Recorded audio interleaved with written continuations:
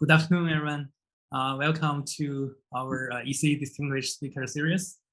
Today, we have Professor Saptarsh Das from Penn State University to give a talk on bio-inspired era of sensing, computing, storage, and security based on 2D materials and devices.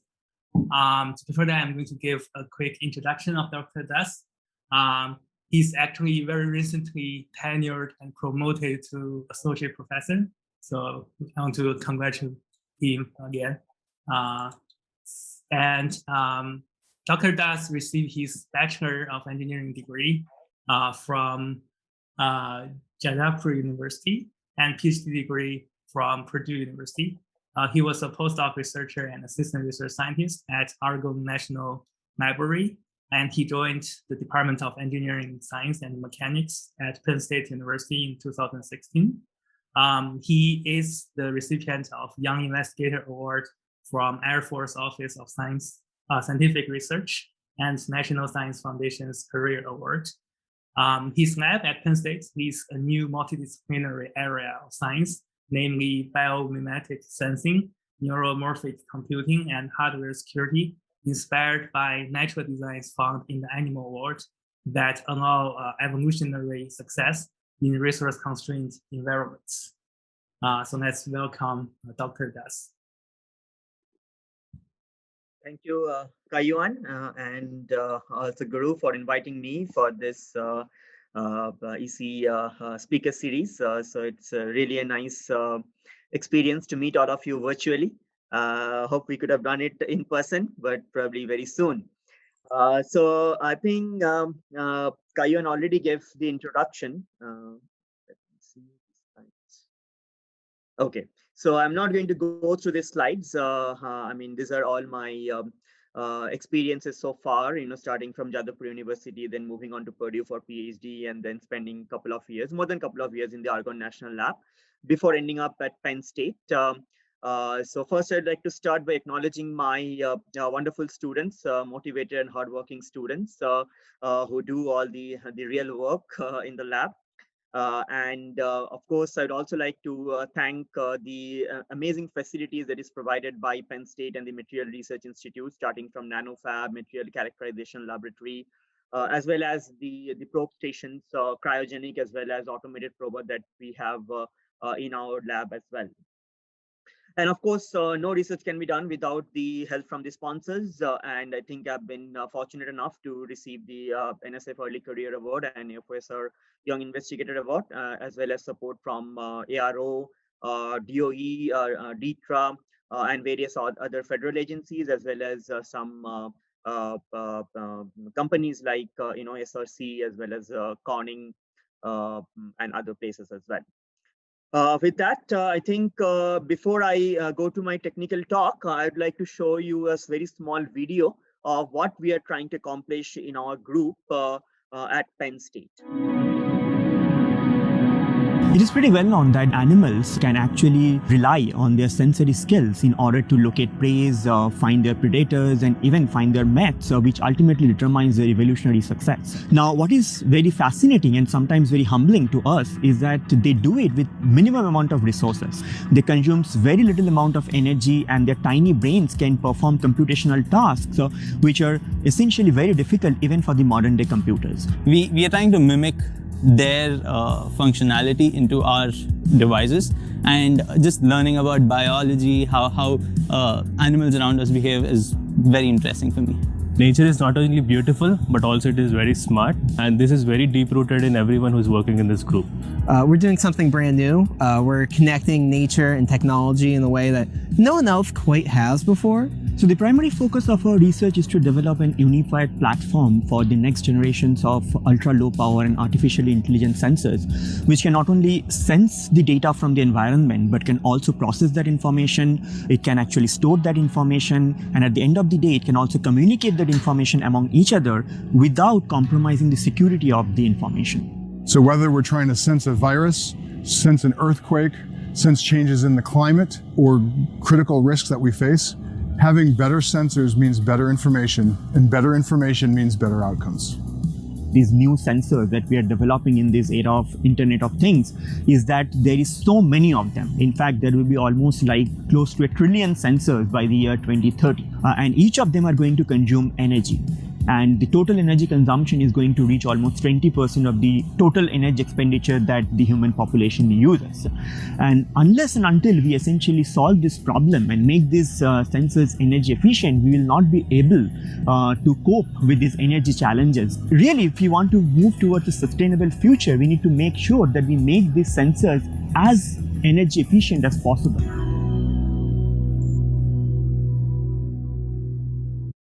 Okay, so getting back to then the technical part of the talk, as you kind of realized from the video that the main focus of our research group is to develop these energy efficient sensors, computing devices, as well as secure hardware, which are inspired by the nature.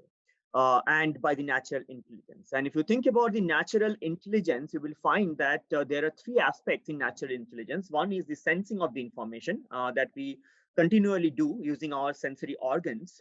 And once we collect those informations are actually transcribed into some kind of neuronal spikes or action potentials, which are electrical signals, and then are transmitted into the brain, where all the processing of the information takes place. In fact, the sensory organs themselves also process the information before sending it to the brain.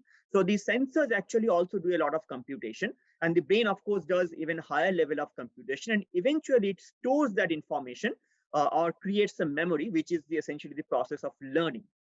Now, if you think about the artificial intelligence, in fact, we also have a lot of capabilities that we have developed over the last century. And we have sensors which can essentially sense the entire electromagnetic spectrum.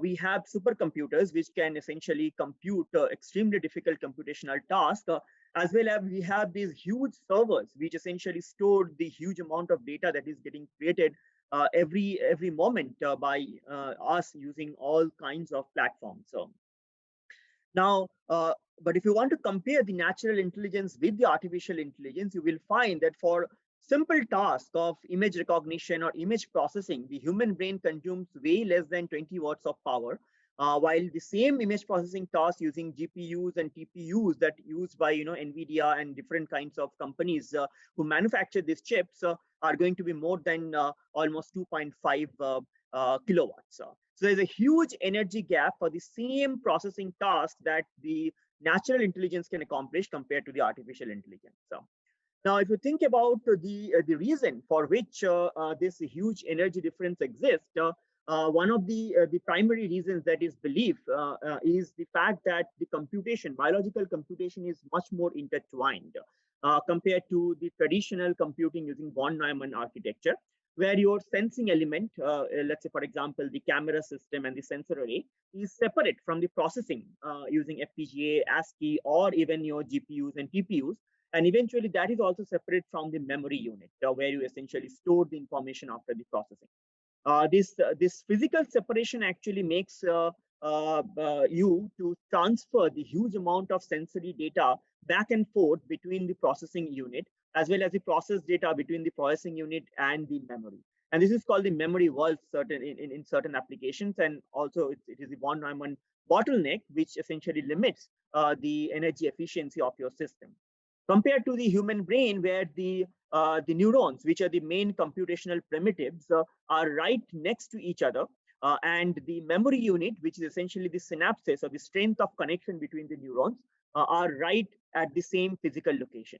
So the part that memory and logic in the human brain, or in fact, for that matter, any brain, are kind of physically co-located, makes a huge difference in terms of the energy efficiency and processing power of the brain versus the computer. So what we are trying to essentially accomplish is a similar kind of architecture, which we call the non-von Neumann computing, and we are trying to achieve it using this particular 2D material. One of the example being this monolayer molybdenum disulfide. I will come to that a little bit later. But what we are trying to do is, using this particular material, we are trying to accomplish sensing operation, because monolayer MOS2 is known for getting good photo detection capabilities, as well as it can use for other sensing applications as well. And then, of course, it's a semiconducting material, so it can allow us to build the primitive computational elements, which is essentially transistors. And then at the same time, we create a particular backgate stack, or for that matter, even a top gate stack, which essentially behaves like a flash memory. So what we are doing is we're essentially combining sensing, computing, and memory in a single device. And then we are essentially multiplying this device by creating, arrays using synapses as well as crossbar architectures in order to scale it up. So we have this computational primitives therefore, which can do all elementary operations, and then we are essentially scaling it up. Now, one more thing I would like to also emphasize is that we put a lot of emphasis on the human brain and the cognitive power of the human brain, which is absolutely true, that we really do have a lot more computational power compared to many other animal brains. But when it comes to the sensory skill, there are many animals which actually outperform the human. For example, the octopus has a polarized vision. The spiders can essentially figure out micro vibrations. The African elephants can actually smell water from 50 miles distance. Barn owl can hunt in complete darkness. The catfish has amazing sense of taste. In fact, the animals can do things which the humans cannot do. For example, the jewel beetle can sense the infrared radiation. Bees can sense Earth's magnetic field. So therefore, when it comes to sensing, I think there is so much to learn from the biological world or the natural world or from the animals, because these animals have evolved to survive in resource-constrained environment, and they have essentially perfected their sensory organs.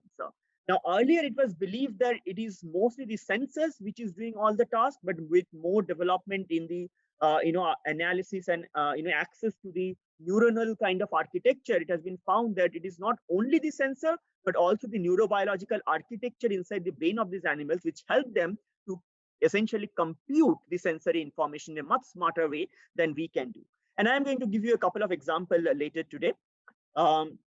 Now, what I would like to tell you is that in order to kind of capture these aspects of natural intelligence, we need breakthroughs at all levels. We essentially have to design new materials, new devices, circuits, architecture, and above all, we have to change our approach and bridge the gap between this extreme energy and area inefficiency between artificial and natural intelligence.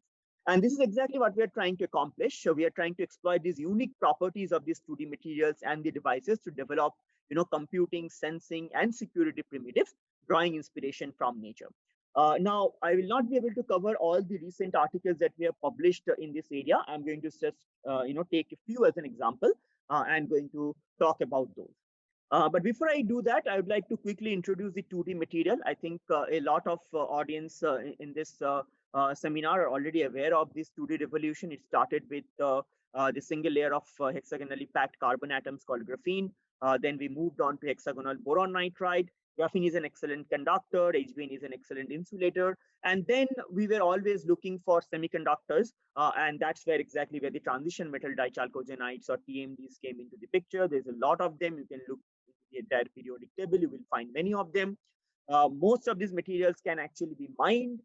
They could also be grown using chemical vapor transfer methods to obtain these crystals. These are layered compounds, and that allows you to create this very, very thin layers of the material, 1 layer, 2 layer. And the reason that these 2D materials are important is because we know that the conventional silicon technology is going through an uphill battle in the scaling challenges. I mean, we have all seen the recent work by IBM where they have used these 2 nanometer nanosheets of silicon. But at the end of the day, silicon is a bulk material and it runs into aggressive scalability issues without compromising the performance. And one of the main reasons that silicon cannot be scaled is the fact that the thickness of the silicon film cannot be reduced beyond a particular dimension, let's say 6 nanometer for the silicon FinFET, because the numbers for IBM's 2 nanometer silicon in terms of mobility and other performance are not really revealed. We simply know that they're good in low power operation.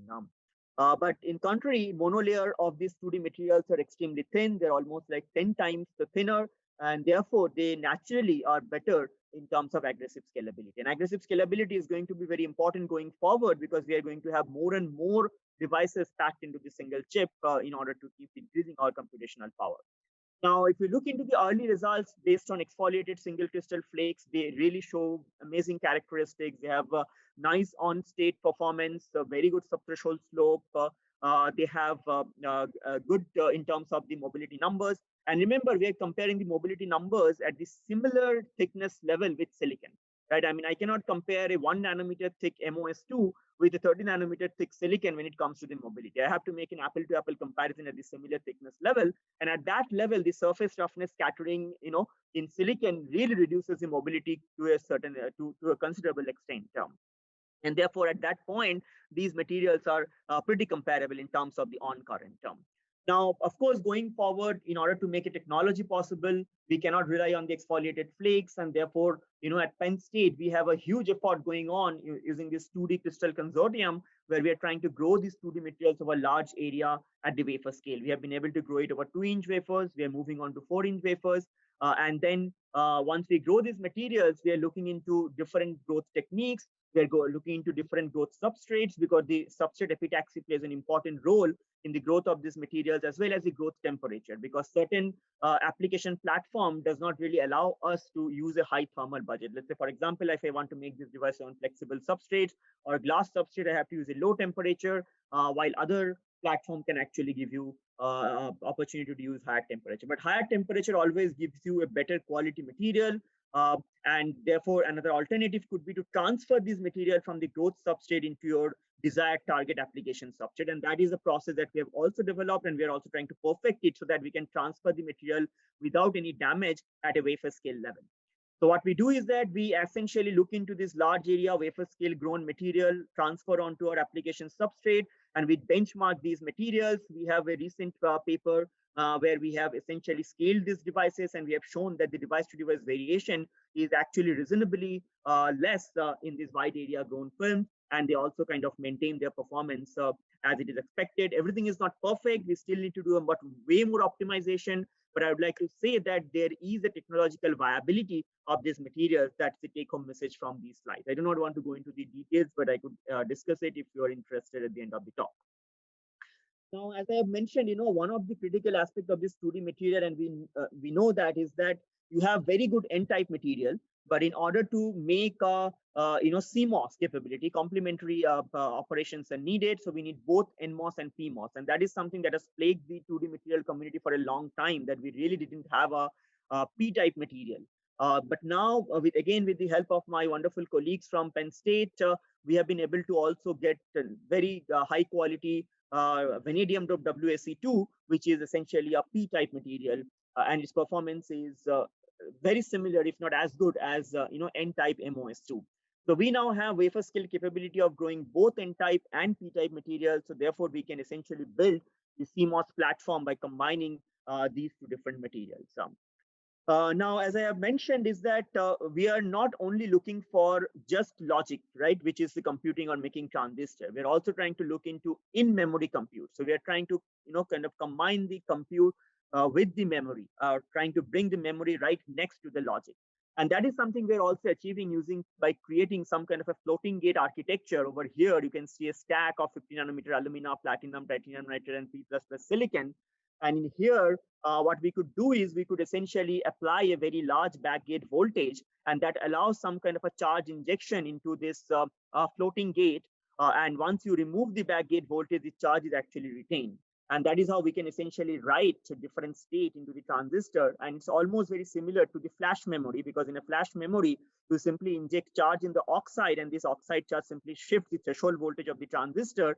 And that's how you get different memory states.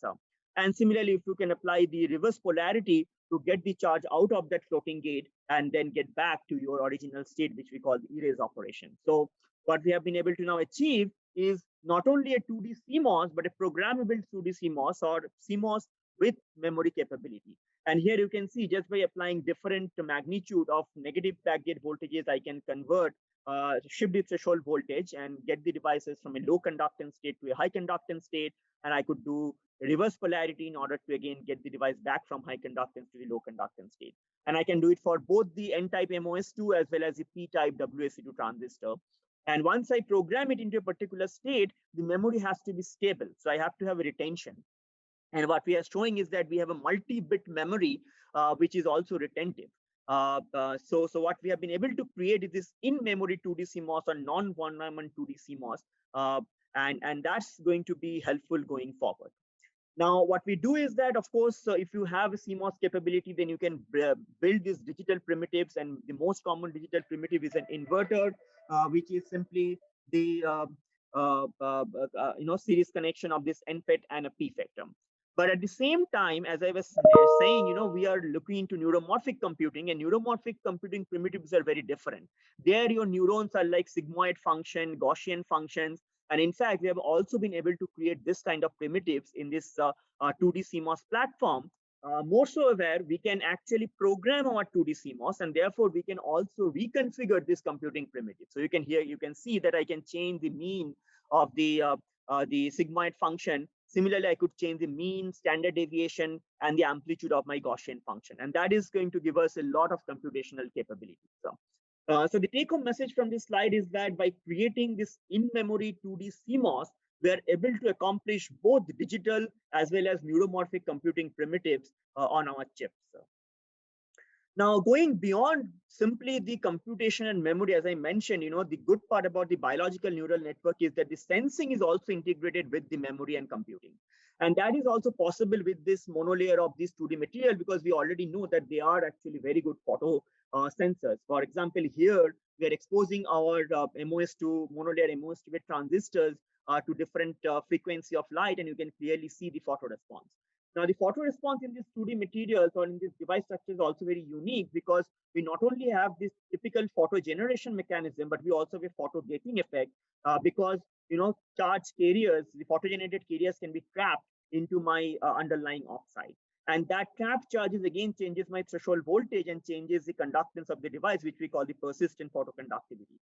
And that could also be used for learning applications. So for example, if I look into the device post-illumination, then I find that when the device is exposed in the on state to the light, and if I go back and measure that device again, there is no retention of the memory. But if the device is exposed in the off state, then I essentially access these deep trap states in the oxide, which then captures these photogenerated carriers, and then I have a shift in the threshold voltage. So depending upon where you are exposing your device during the illumination, you could have a different post-illumination characteristics, and that could be used for direct learning from the visual stimulus.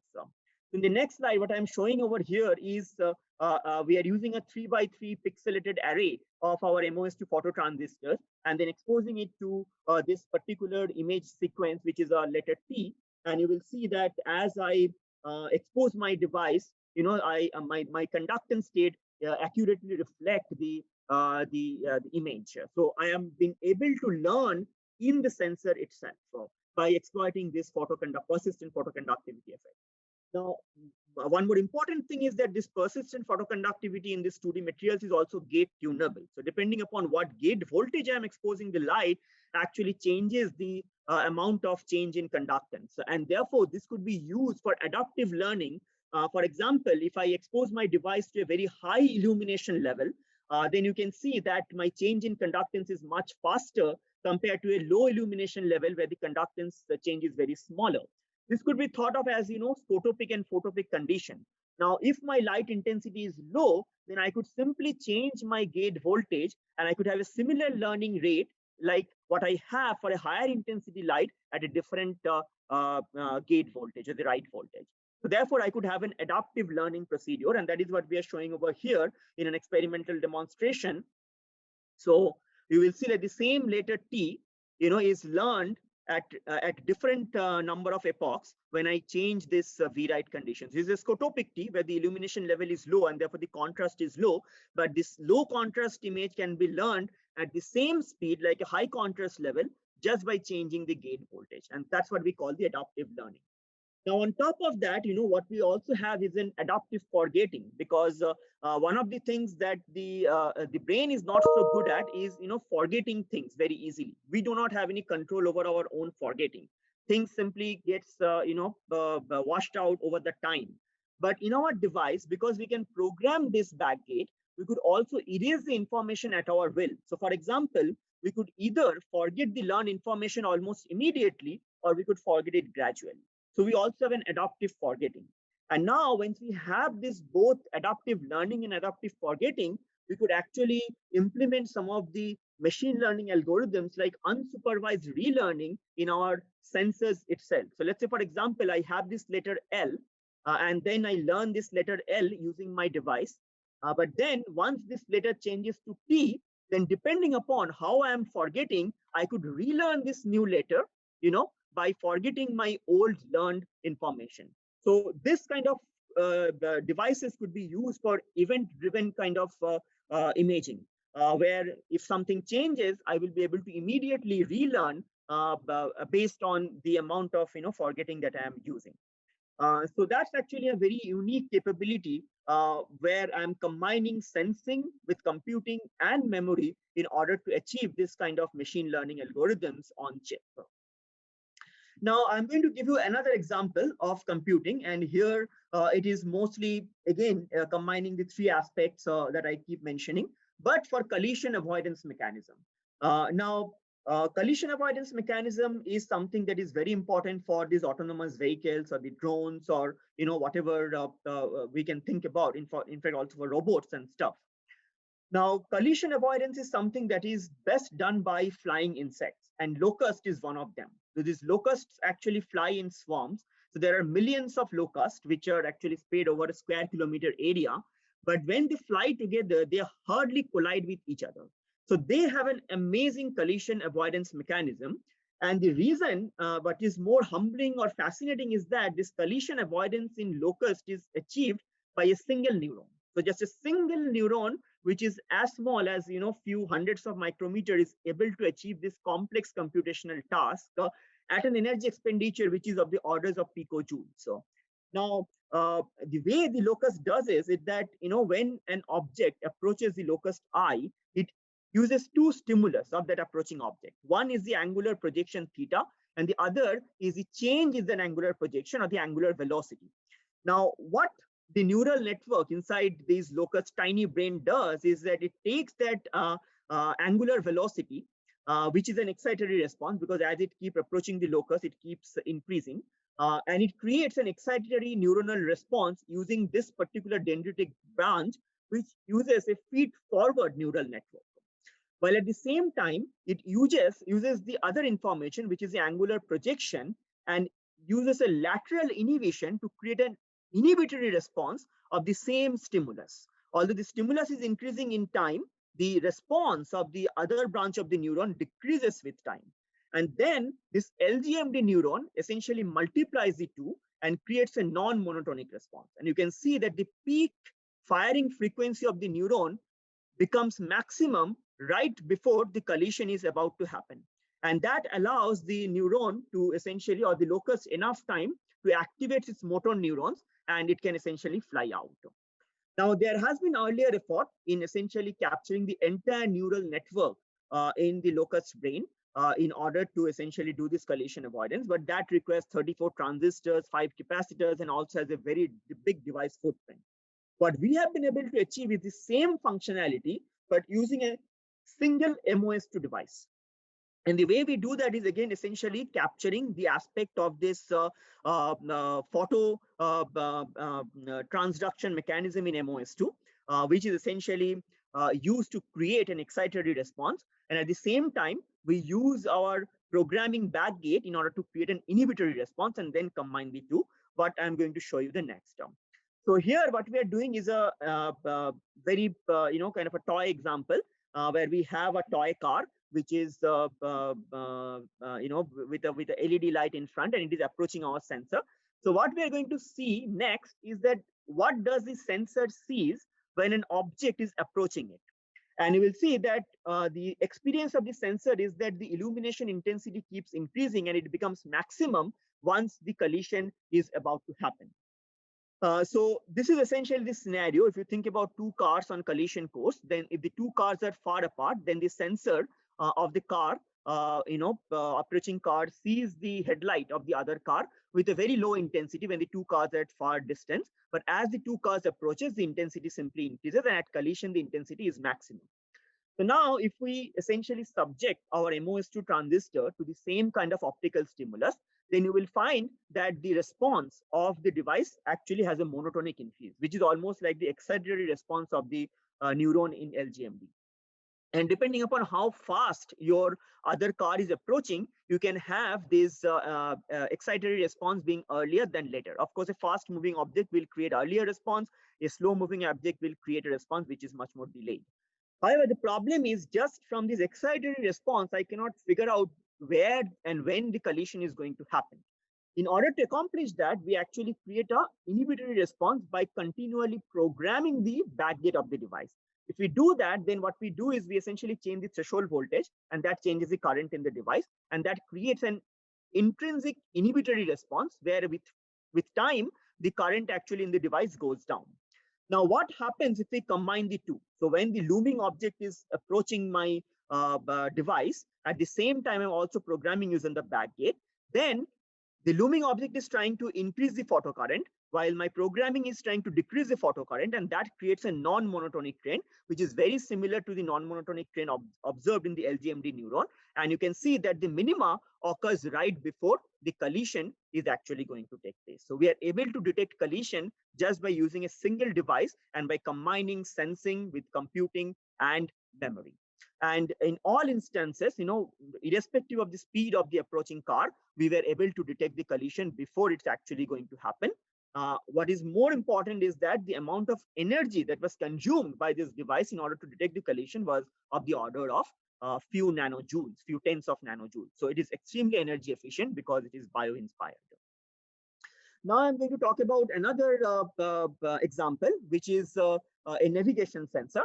And here we actually use the barn owl as an example, because the barn owl does not rely on its eyes to find its prey, because it hunts in complete darkness. So it relies on its sound localization capability. In fact, it can localize sound with a precision of 1 to 3 degrees. We humans cannot. We actually have 20 degrees to 30 degrees of precision. Now, the way the sound localization happens in the brain of most of the animals is that we have 2 ears, and when the sound is approaching from a certain angle, there's a path difference between the sound reaching the 2 ears. Now, if you think about the velocity of sound, then depending upon the head size of the object or head size of the animals, the difference in time for the sound to reach the 2 ears are going to be of the order of few hundreds of microsecond to a millisecond. But the problem is the neurons in our brain can fire only every few milliseconds. So you're trying to solve a problem which is in a time domain of hundreds of microseconds using computational tools which can only operate at millisecond range. So that's a very, very tough computational problem for any animals to solve.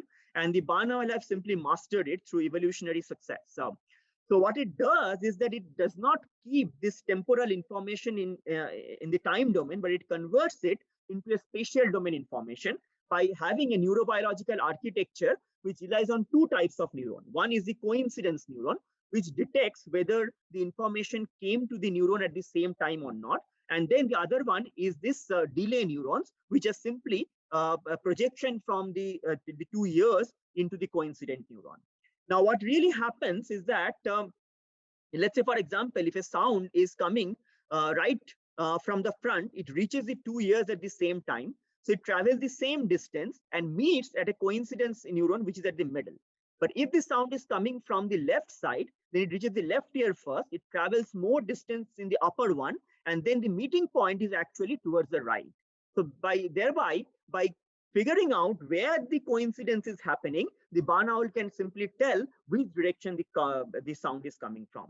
So we have also tried to mimic this particular architecture in our devices. So here is essentially the neural architecture found in the brain of the barn owl. We create that by creating some split-gated transistor, but instead of having one split gate, we actually place multiple different split gates on the same device, and we also create multiple different gaps between the split gates. I will not go into the detail of this, but the idea is that if you create that, this single split gate actually operates as a NAND gate. So essentially, the device only turns on when both gates are on. And that operates as a NAND operation and essentially creates a coincidence. While at the same time, the amount of current that flows through the device depends upon the spacing between the split gates. So we are able to create an analog operation in the horizontal direction. So this device is performing a digital computation in the vertical direction, while analog computation in the lateral direction. And that is the key in achieving this kind of architecture, that you have to combine both analog and digital computation on a single device in order to achieve this huge energy and sensitivity. Now, the idea is that since we are learning from nature, we can actually master it and become even better, because we can use nanotechnology, we can create smaller features and transistors with much small dimensions. And if we do that, here what we are showing is that our precision can actually be way more compared to even the Born owl. We can achieve precisions of even less than a degree, or points 0.1 degree or 0.01 degree, depending upon how I design my device. So that is essentially the idea of learning from nature, and then essentially trying to design these sensors where we are essentially being able to achieve energy as well as sensitivity, which is much better than a conventional sensor can provide. Now, having said that, let me now move on to a different topic, which is essentially, comes from the fact that we have this huge amount of sensors all around us today because of this enormous explosion in the IoT edge devices, right? The Internet of Things edge devices. And these devices are continuously communicating among them. They are essentially collecting data from the environment. They're collecting data from our body, our medical information, and everything is being communicated, right? And that actually also makes this information very vulnerable, because we have been seeing that there's a lot more hacking and kind of protrusion going on in the data that is being gathered. So we not only need to make these sensors smart, energy efficient, but we also need to make sure that the information keeps its integrity, right? And that is why we have to essentially also start thinking about the hardware security. How can we make our sensors and our devices way more secure? And this is exactly what we are trying to also do. And we are trying to look into multiple different hardware security aspects. For example, we are looking into physically unclonable function, which is what I'm going to discuss in more detail in today's slides. And this is primarily for IC authentication, so that no other unwanted party can essentially start getting into your chips. We are looking into anti-counterfeit in order to make sure that the chips are not recycled or reused, because you will be amazed to know that 60% of the chip that is used by the defense is actually anti-counterfeit. They are essentially simply recycled in a market. So how we can essentially make sure that the chips are not recycled or reused. We're also looking into camouflaging aspect, because another critical issue with the ICs is the reverse engineering. Because the IC production is really global, and there are certain parties which are essentially not as trustworthy as others, they can simply reverse engineer the chips. So how can we prevent reverse engineering? And there we are introducing this 2D camouflaging, and there you will see that the 2D materials have a unique property where we can camouflage our circuits so that the adversary will not know what we are essentially trying to do. And finally, we're also trying to protect the intellectual property using watermarks, which are also based on 2D. But today I'm going to mostly focus on physically unclonable function, because that's a key component. That's how we can authenticate these chips. Now, the physically unclonable functions are simply some micro objects which has some disorders. And it is easy to fabricate, but very difficult to replicate. So what happens is that, if you have some kind of a challenge put to this physically unclonable function, it provides you a certain response. So now there are two properties which are very important for the physically unclonable function. One is that if you subject different puffs to the same challenge, it should give you different response. Okay.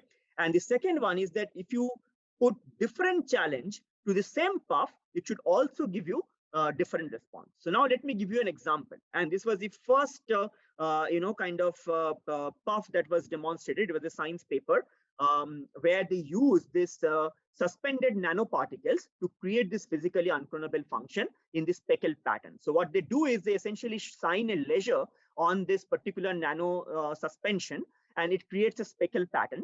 Now that is your puff. This suspended nanoparticle is your puff. Your challenge is this laser light, and your response is this speckle pattern.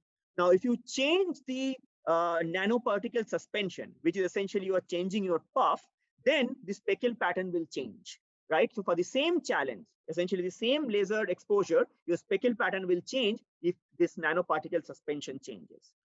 On the contrary, if you keep the puff the same, so the nanoparticle suspension remains the same, but you change the orientation of the laser, then also your speckle pattern will change. So that way you have the same puff, but different challenges that creates different response.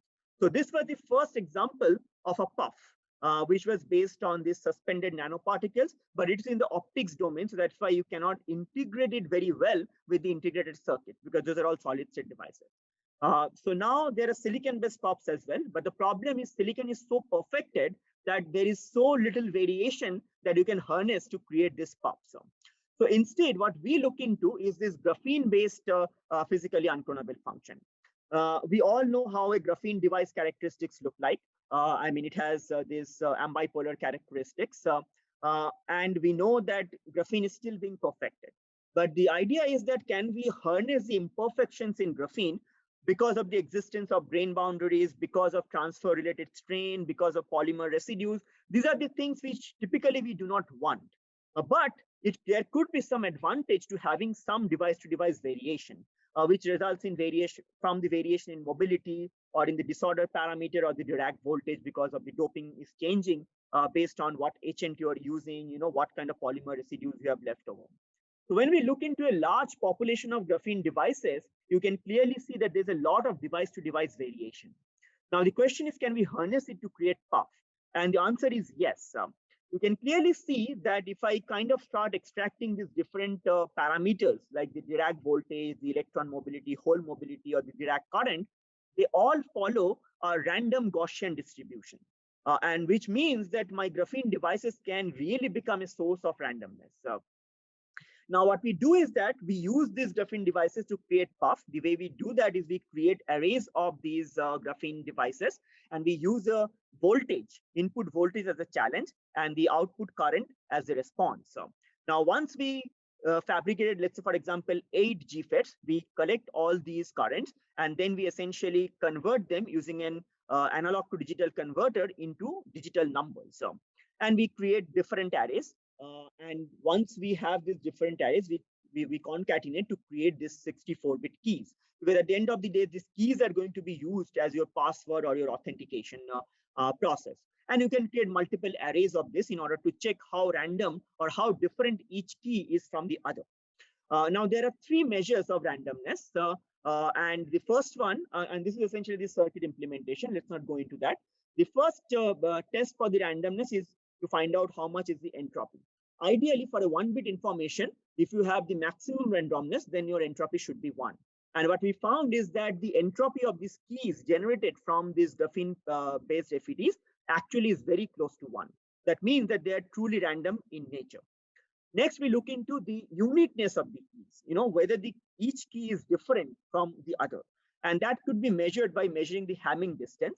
So the Hamming distance between 2 keys is simply the number of bit substitution you have to do in order to go from one key to the other. So if both keys are the same, then you do not need to do any substitution, and therefore the Hamming distance is 0. If the keys are exactly opposite, then you have to do a Hamming distance of 4, because you have to replace all 4 keys. So neither one of these two are actually good. If you have a Hamming distance of 0 or a Hamming distance of 4 for a 4-bit key, both are bad, because if I know one key, then I can immediately know what the other key is. So it is not really unique. However, if you have 2 keys which have like Hamming distance of 2, then there are like 6 possible combinations. So you have much more number of trials in order to figure out the other key from the knowledge of one key. In fact, if you have a key length of n and a Hamming distance is x, then the number of trial that is required is NCx, and the maximum number of trial happens when x is exactly n by 2. So for a 64-bit key, you would like to have a Hamming distance of 32. And that is exactly what we found, is that the distribution of Hamming distance among these different keys that have been generated from these 192 GFETs are actually centered around 32. We also looked into the correlation, whether the keys are correlated or not. And we found ideally for perfectly random keys, the correlation has to be 0.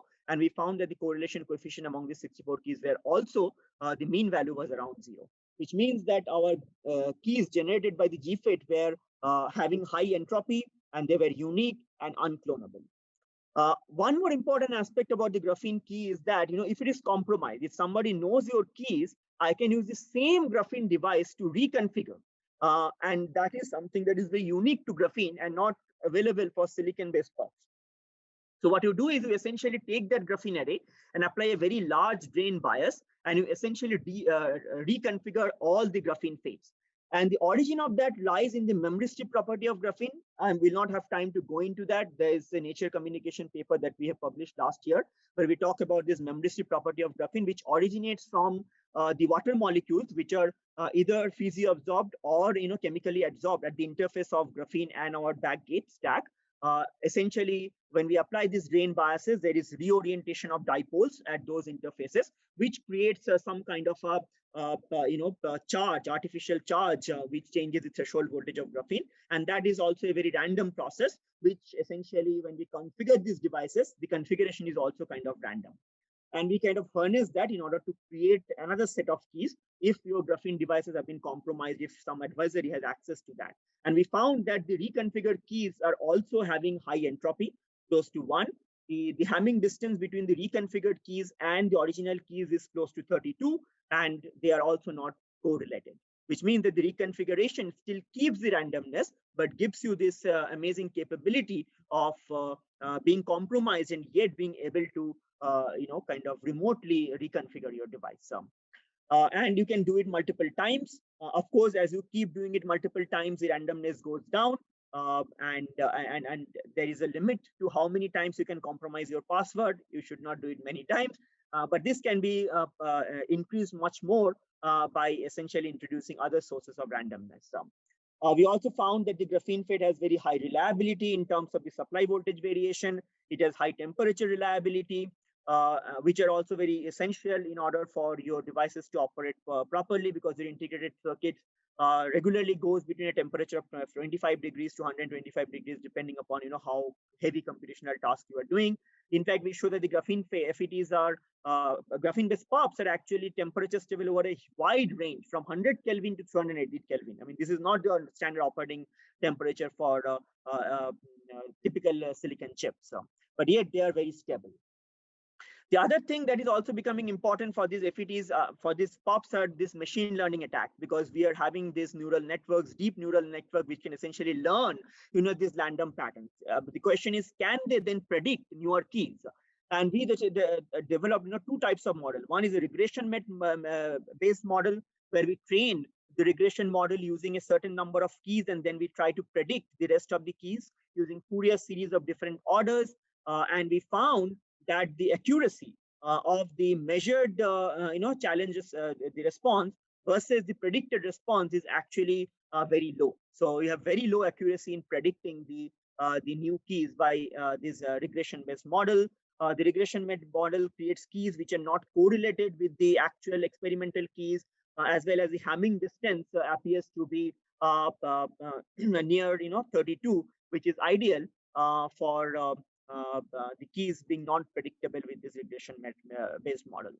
In fact, we also looked into another model, which is this generative adversarial network, which is getting a lot of popularity nowadays, where we essentially train one network and then try to outcompete with the other network. And we found that if we essentially use this kind of GAN networks for training our graphene POPs, even those GAN networks cannot predict the keys which are essentially generated by these experimental graphene devices, which means that these GFET POPs are also very resilient to the machine learning attack. So that's kind of on PUF. I will not have time to go into the camouflaging aspect. We have also shown that this 2D material, I could create a heterostructure because I can simply convert the top layer of these TMDs by oxidizing into transparent oxide. Once you convert the top layer into oxide, the doping of the lower layer actually changes, and that changes the property of the 2D material. In fact, what we have shown is that the same looking device, which is over here, can be used as a resistor, as a diode, as well as a transistor. So just by looking into it, somebody will not be able to figure out whether that particular device has been used as resistor, diode, or P-type or N-type transistor, which means have camouflaged the functionality of the device. And this is something, again, the animals do very often.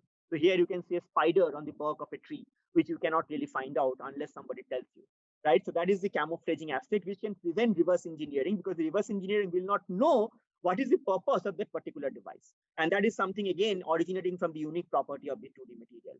And then finally, we have also looked into this 2D watermarks. So based on this photo getting effect that I described earlier, we are able to create these watermarks which can protect the integrity of the chip and the manufacturer. So having said that, I will probably like to end my talk.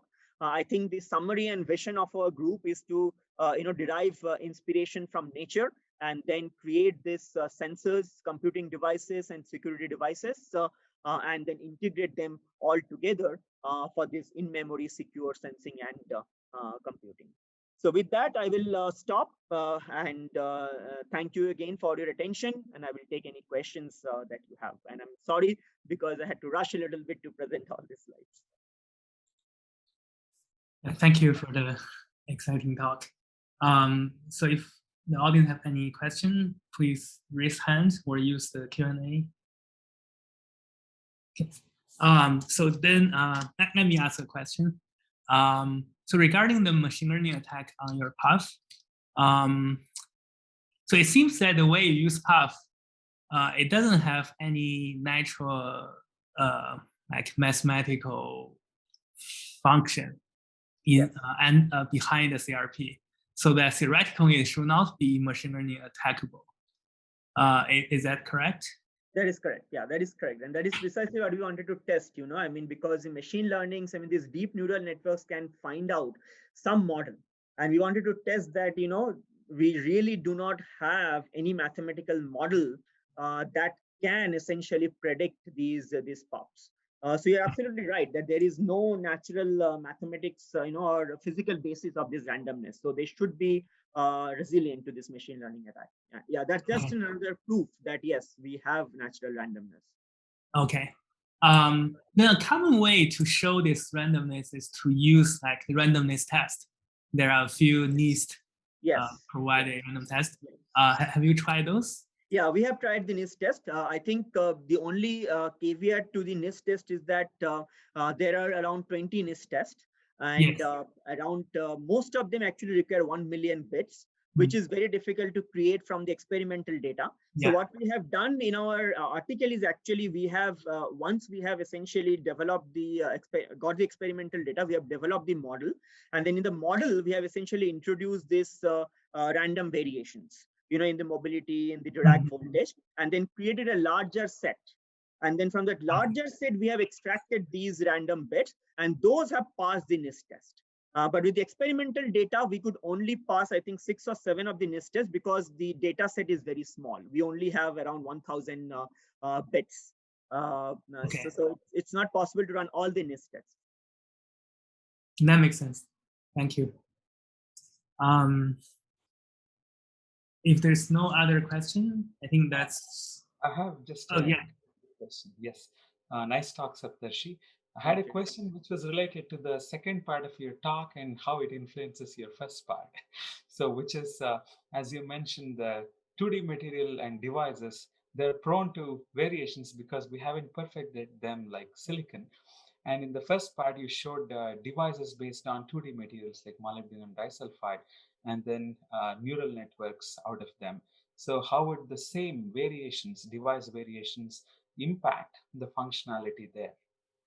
That's an excellent question. So I think that is where I think we also bring in this in-memory compute. So I think once these devices are naturally made, there will be some variation from device to device, which you can essentially use for this security application. That's what we are using. And then what you could do is you can actually remove that variation because there will be some variation in the threshold voltage by programming them and bringing all the threshold voltage to the same point. So some of these variation can be mitigated by making sure that I program all the devices at the same point. Now, when it comes to scale, right, when it comes to like billions of transistors, I will probably not be able to do that because I cannot go and individually program a billion of transistors. So I feel like there should be 2 approaches. One where we essentially grow this material maybe at low temperatures, in order to keep the randomness. While on the other hand, we perfect it by high temperature growth, epitaxy, and making sure the fabrication process is perfect in order to get high quality materials. So I think the security application requires a different kind of approach compared to your, traditional neuromorphic computing or sensing where you require much more reliability. But I think that the point I was trying to get across is that some variation might actually be good. In fact, we're also looking into some kind of stochastic computation where certain variation might actually give us edge in terms of certain neuromorphic application. But there are, the traditional application which requires much more, robust device characteristics requires that we perfect those fabrication process flows. It's kind of multiple applications of the same thing. Correct. Yeah. I think it could also be possible just the algorithm itself learn to handle the variation, right? So, which is, I think, as you mentioned, maybe stochastic computation, where you could probably take advantage of this to either cancel or to come up with a different functionality. So, absolutely. Yeah, totally agree with you. Absolutely. Yeah. Yeah. Thank you. Maybe, Oh yeah. Hello. Hi. I'm Yan. I'm Professor Yang student, and I have a question regarding the temperature reliability in your paper, in your PUB paper. So you used a metric called the reliability when you describe your temperature stability of the PUF. So normally in the silicon PUF, we use a bit error rate for the stability. So if we measure the PUF, one PUF value to be 1 at, let's say, 25 degree, and at 100 degrees, then the PUF may be flipped. The result may be 0, and then we call that unstable. So they will contribute to the bit error rate. So can you comment on the relationship between? Right. You're absolutely right. I think the ideal way to characterize is the bit error rate. In fact, I mean, if you look into our actual paper in the supplementary information, we have used the bit error rate to kind of look into the reliability as well, the read reliability. Now, what we are saying is that the origin of the way we are getting this bits is essentially by converting the conductance, which is essentially resulting into current, into your analog to digital, using this analog to digital converter into this bit streams, right? As long as your conductance remains the same with the change in temperature, you are going to get the same bits, right? Unless your ADC or the thresholding device adds some noise. So that's what we are using, more of a fundamental quantity to first assess, how is the temperature related change to the conductance. If that is not changing, right, at the circuit level, there might be some non-idealities introduced, but we should not see a bit error rate. So that's what we are trying to use this change in conductivity as a metric to evaluate whether there will be changes with temperature. If that makes sense, right? Yeah, that makes sense. Thank you.